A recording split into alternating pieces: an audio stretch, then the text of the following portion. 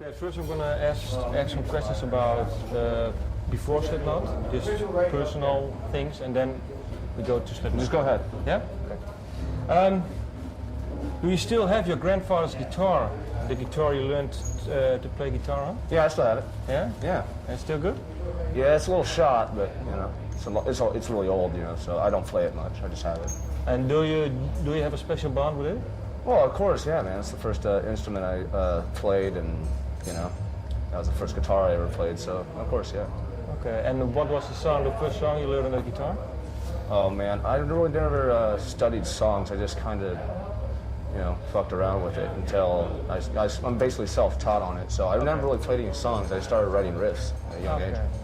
And what was the first riff song-based song you wrote yourself? Oh, you know, it was so long ago, man. I remember what song it was, and it was ended up being in one of my, you know, just metal bands in grade school. So, but it didn't really have a name. Okay. And do you still remember listening to your first Kiss song? It's a good question, actually. It was the first record I ever bought with my own money was Kiss Alive, so that would have been Deuce then. So. Okay. And then what struck you about it?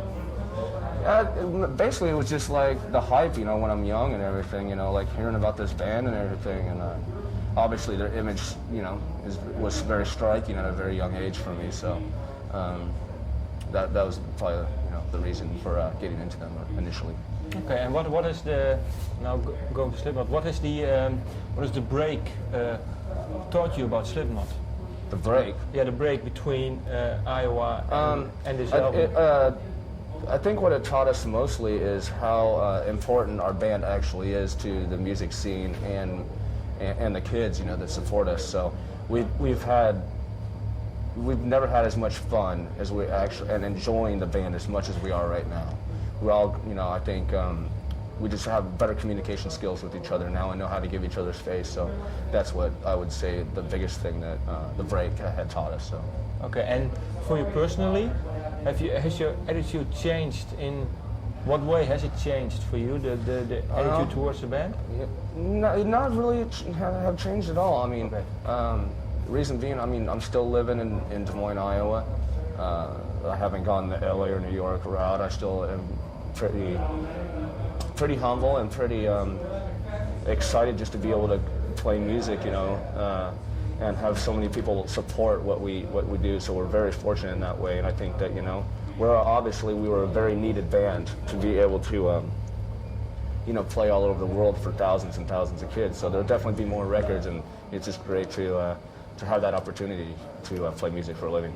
Okay, and then what has Rick Rubin taught you about recording and making songs?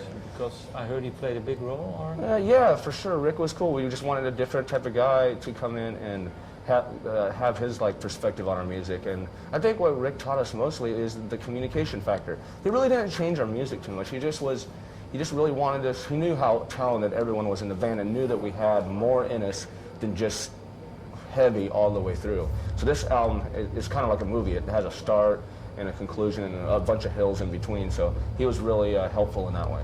Can you name me one song where his influence is heard the most, maybe? I'd say Prelude, maybe the very first song that opens the record, because I mean it's not a heavy track. It just kind of leads you into the battle of what the record turns out to be. It was kind of cool. I thought, you know, not open the record completely just fucking heavy, you know, because I mean I think that it was expected. I think the way it leads into Blister, you know, I think, you know, he had a really big influence on Prelude.